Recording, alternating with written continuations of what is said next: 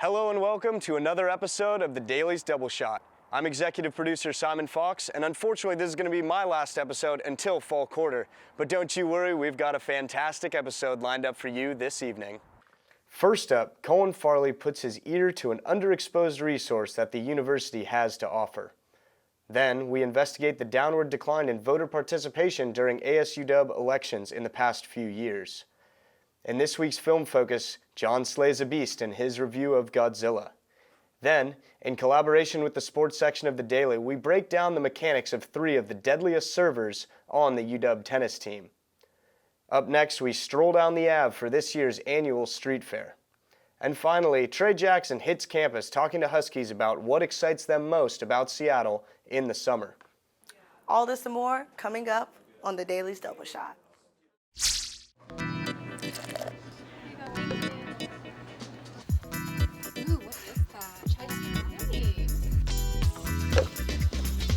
Yeah.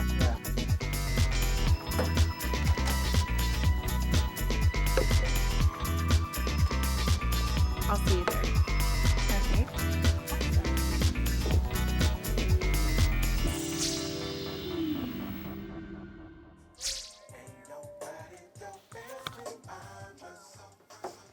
Have you ever wondered what it's like to be a Rainy Dog DJ? This week, my friends Max and Nikita invited me down to the studio to take an inside look. This week, I found myself in the hub at the vibrant, diverse, yet fairly unknown studio of Rainy Dog Radio. A place of musical discovery and expression, Rainy Dog represents students from all corners of campus, but doesn't seem to gain the recognition, or at least listenership, that it deserves. That's a shit. Yeah, and just get the static and just oh, yeah. Is that what happens? Can you do that again? It'd be really nice to be able to give Rainy Dog kind of more publicity and especially spread it to like different spheres around the university that don't necessarily have as much access. I mean, that's one of the things that has always kind of been a problem for Rainy Dog, but we're constantly trying to come up with new ways to spread knowledge of Rainy Dog on the UW campus. I think this year we've put more of a focus on doing live events through that, and I think that's been really successful. But I definitely think the school could advertise it a little bit more and have signs up and have the URL running around and talk about the new website, and tweet about it from the UW accounts that kids all subscribe to, and maybe in the beginning of the year talk about it more information. It's frustrating that you have this really cool entity that's part of the university, but at the same time, if you don't go to great lengths to try and publicize it and market it, then it's not going to have as much of an impact as you would imagine it to have. Yet perhaps recognition isn't much the most important. The fact that this institution exists as a vital tool for students to express themselves and learn from that expression is what's amazing, and expanding an audience is I think what I really like about Rainy Dog is we're able to establish this community and build it and watch people grow through that. We're a service more importantly than just like radio. I want to just be a good outlet for students to like, I don't know, learn how to talk into a mic and like learn different types of music and explore. But becoming a DJ is no easy feat, and those I spoke to proved that an eclectic taste and thirst for individuality are amongst the requirements, to name a few. A good taste of music and openness to like play different types of music, and then just a sense of community. I don't know, being rad, being able to talk to people, or being able to really talk to yourself in like a room with no one there, just hoping that there are people listening to you. None of us are like opposed to any sort of music really. We're not as snobby as we might come across by running a college radio station. So yeah, there's room for everything. So by listening to DJs explore their wildest musical fantasies and tastes, we as listeners have nothing to lose and everything to gain. Like anyone can tune in at any point in the day and like hear a different type of music, a different style of music, different genre of music. I don't know. I think music is just like a worldly connector. It's the ultimate expression of oneself, I guess. It's the best way to let it out. Music. It's the one, I feel like besides time, music's a pretty universal truth. I think it should be fun, first and foremost. I think if you're having fun on the air, putting together something that you really like, that people are going to respond to that. And from what I've seen over the last 4 years, that's true. This year's ASU Dub elections witnessed a marked decrease in voter turnout.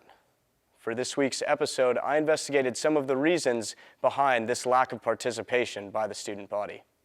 Certainly not least, your 2014-2015 ASU Dub president is...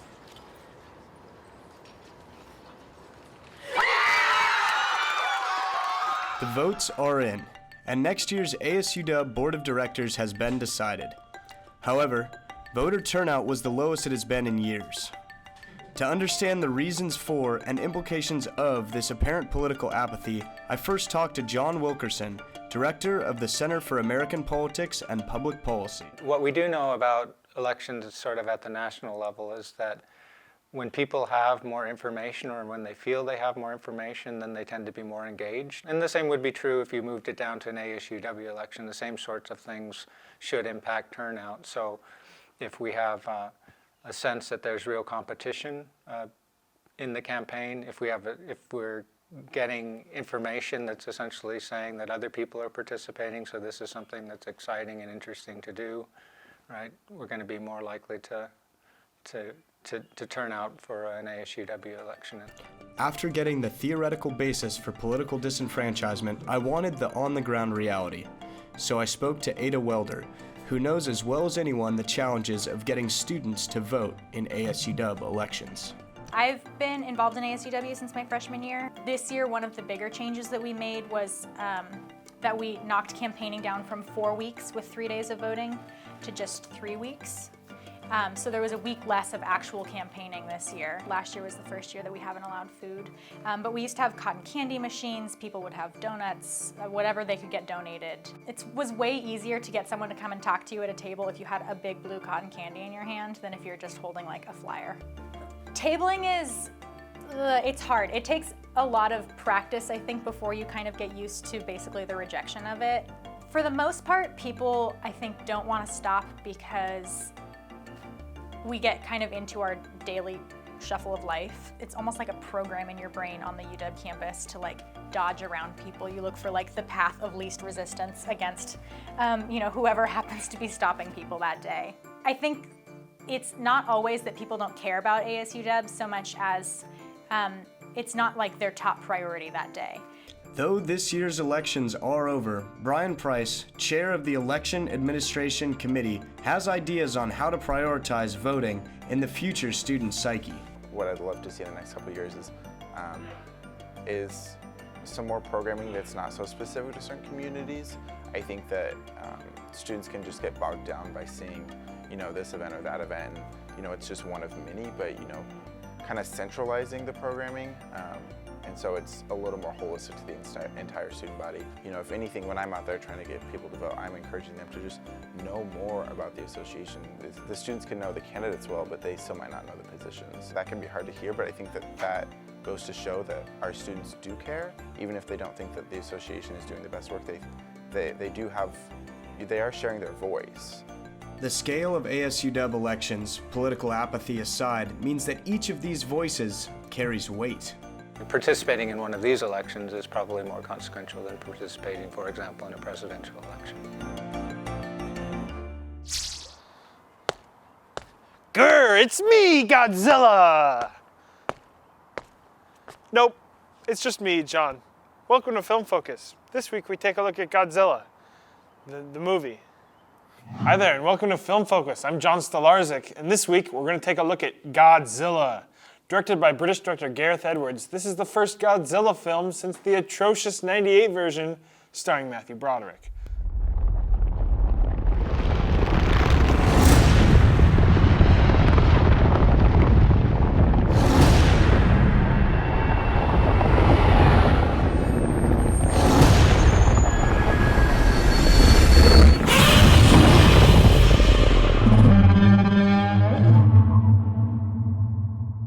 film opens 15 years ago in a Filipino mining facility where a giant skeleton and 2 eggs, one hatched, have been found. Concurrently, the Brodies, an American family living in Japan, are introduced. Parents Joe and Sandra, played by Bryan Cranston and Juliette Binoche, work at the local nuclear plant, and when Joe sends Sandra to check out some radiation readings, the plant explodes. Back in the present day, Joe's son Ford, played by Aaron Taylor Johnson, an officer in the Navy, returns from duty to his wife, played by the lovely Elizabeth Olsen, and son. He immediately is off to Japan, where his father has been trespassing in the former blast zone. Ford bails his dad out of prison, and they revisit the power plant, where the remaining egg hatches, killing Joe.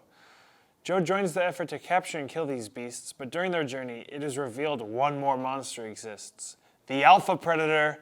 It's Godzilla. Now the humans and Godzilla must fight back and restore order.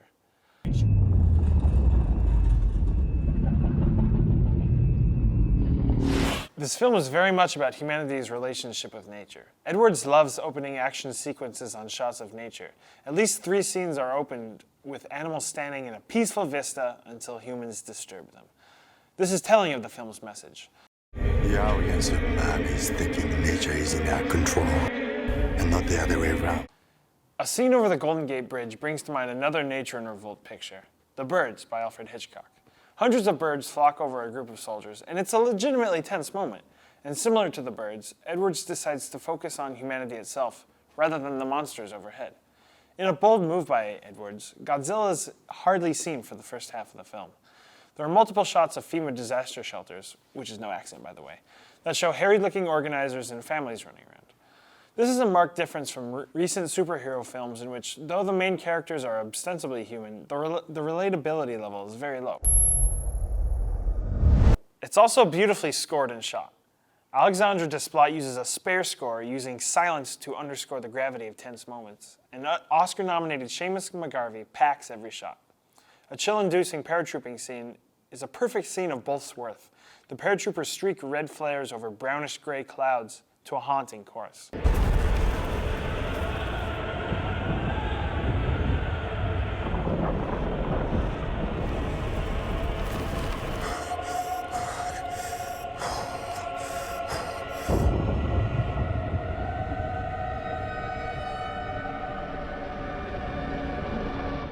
However, the film suffers due to the acting of Aaron Taylor Johnson.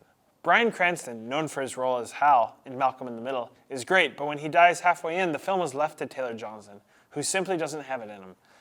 And the film underuses the wickedly talented Oscar-nominated Sally Hawkins, who's reduced to an expository role. This is a film that does all the little things right, yet suffers from the casting, and it makes all the difference. I give this film 3 out of 4 Bryan Cranstons. Thanks for tuning in to another episode of Film Focus. I'll see you at the movies. Though the tennis season may be over, the rackets aren't quite silent down at Dempsey Indoor. In a collaboration with the sports department at the Daily, we examined some of the science behind 3 of the most effective servers on the team. First up, Emmett Egger with the kick serve.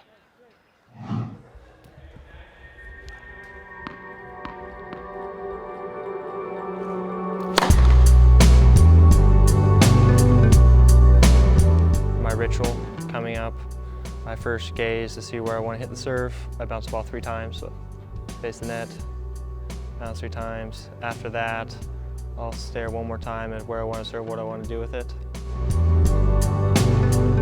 Kick serve's going to jump up on your opponent. So instead of the serve coming here, maybe when they return, a good kick serve will get up and pull them away. It's especially effective, I think, on the ad side for a righty and the do side for a lefty. The continental grip is if you take your right knuckle, if you're righty, and if this is the top, it's 1, and this is 2, you're gonna put your right knuckle on the second bevel. That's able to, generate the most power biomechanically. Kick serve bounces and shoots up and to the right, so it pulls your opponent up and out of the court.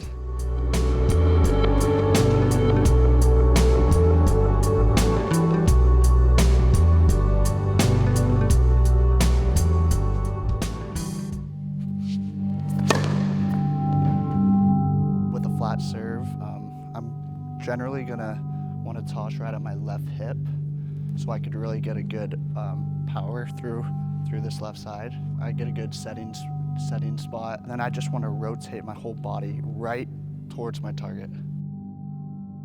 The flat serve, you're really going to want to shoot the ball through the court. The biggest advantage is, well, first of all, it's the highest velocity. The guy won't have a lot of time to direct the ball where he wants it.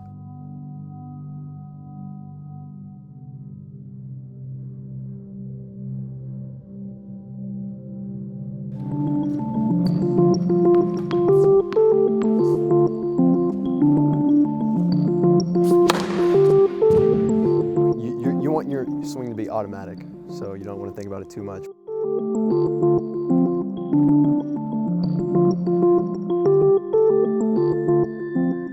Things I'm working on right now are just getting more shoulder turn on the wind-up, so I get my shoulders turned more, so I can unturn more, which will give me more power. That lets me use my upper body and my arm.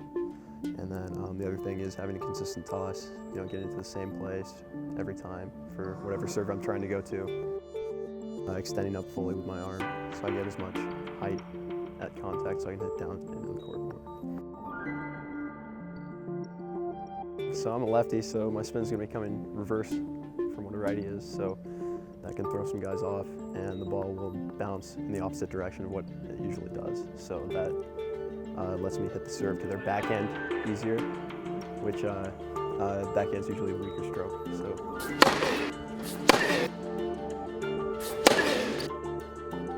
You want to hit more through the outside part of the ball instead of straight through or from the bottom to the top on a kick serve.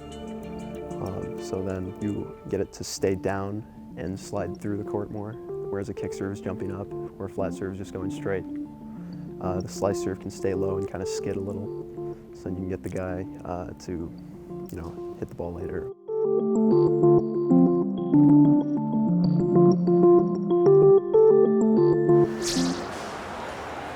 My name is Megan, and for this week's episode, I did a segment on the University District Street Fair. I'm standing here in front of Shiga Imports. Andy Shiga, the original owner of Shiga Imports, was the one who first started the street fair, so check out my segment to learn a little bit more.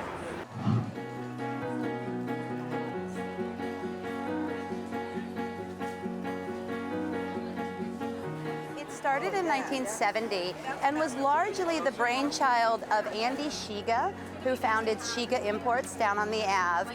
And that was a period of time when there was a lot of rioting and tumultuous disagreements between students, the police, and a lot of animosity. And the street fair was founded as a way to bring people together, as a form of peacemaking. And really, Andy Shiga is the person we credit with starting the street fair.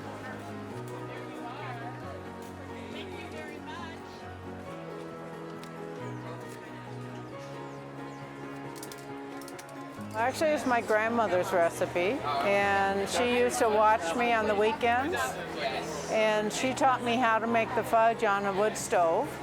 And then after quite a while, my older son suggested we start a fudge company because he was giving all my fudge away to his friends. And so we started the company about 13 years ago. I've been selling to them since they came into business back in '93, I think it was. And that's when I coincidentally made my first gargoyle. And I didn't have anywhere to sell it. I didn't really know what to do with it. I just made it, and then I was showing it around, and I found this gargoyle shop. And I thought, wow, this is a good fit. From there, it just kind of went gangbusters. It's like everything I made now, I was able to demo here, basically. I'm selling baskets and some hats from Africa. The baskets come from Ghana, and they are made out of lily grass. They are very good for the market. Right now, these days, they are discouraging using bag in grocery stores. So this is recyclable, so it's very useful. It's one of my favorite events of the year in the U District. It brings so many students and people from the community together, so it's really fun to walk around and see everyone. I think I'm most excited to try some of the different local food trucks and hear some of the music. So there's a lot of cool local bands playing.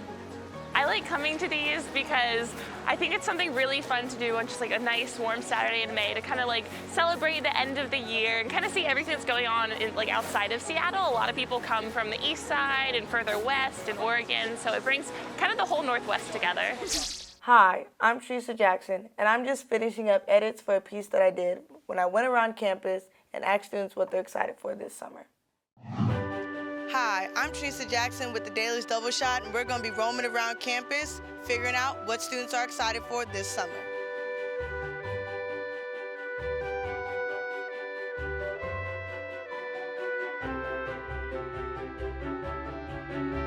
So, what's your name?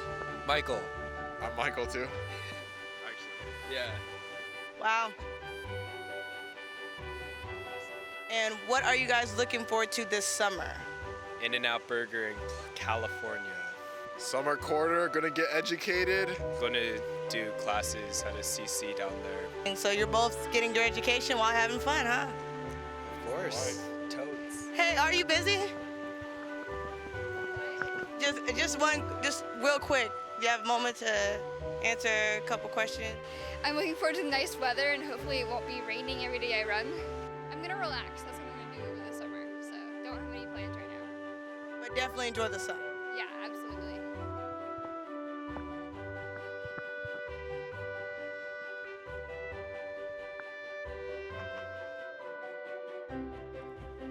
Random thought. I so want a popsicle right now. This summer, I'm looking forward to, I'm either going to be doing research in Idaho for my internship. I'm a fisheries major, or I'm going to be taking a bunch of classes. But either way, I'm going to get to spend some of it in Seattle. So I'm excited to like actually enjoy the sunshine. Really want to go to Watershed. I know it's not Seattle, but I'm a really big country fan. I'm from the Midwest, and I really want to go to Watershed and just enjoy live country music in the sun. Seattle is just, it's great in the summertime. People aren't like angry and like wearing so many layers. They're like flirtatious and fun, and I'm excited for people to be like this all day and excited. Yeah, this all day. You excited for summer? Oh yeah. I guess so.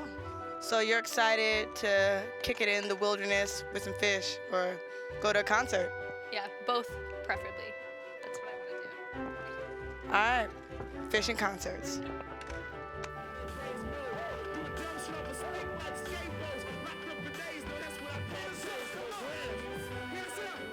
If I can just sit right here, you know, blend in. And what are you looking forward to this summer? I'm excited for the sunshine, and we play capoeira, so that's what that is. That's what we're gonna play a lot. So, we're just chilling out in Red Square. Came across these group of very intriguing individuals, and I want to see what they were up to this summer. I'm excited to be alive and see all my friends and eat delicious barbecue chicken wings and play capoeira together and try to kick each other in the face in a really platonic, enjoyable way. Anything else? Some other plans too. Actually, I'm going to be running an SAT prep course on campus with my brother and sister. Monday, Wednesday we have class. Friday we go out and get barbecue and class on the mountain on the beach. You have classes on a mountain, excuse me? We have classes on the mountaintop, yes. We use it as a metaphor for the student's progress. It's like you can see where you want to be, but then you have to walk up. And as you're walking up, you'll lose sight of the top, but you have to trust that you have the correct path, and you keep stepping, and eventually you'll make it there.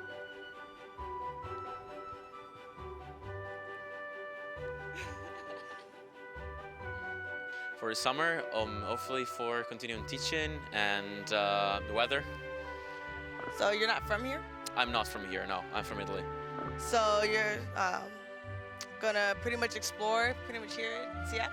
Hopefully, I'm gonna explore everywhere I couldn't explore before. Modern here, Olympic Peninsula, but I wouldn't mind going a little further as well. Like you're just gonna be traveling it up, huh? Right, hopefully traveling and working as well. We'll see. Thank you. Yeah, thanks to you. Oh. Well, the sun left. Think I should go.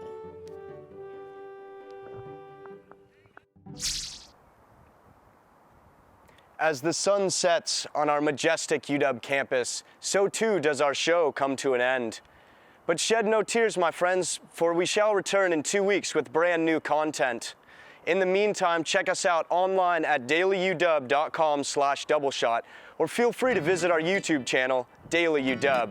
We really appreciate you guys watching, and we will see you in the future on the Daily's Double Shot.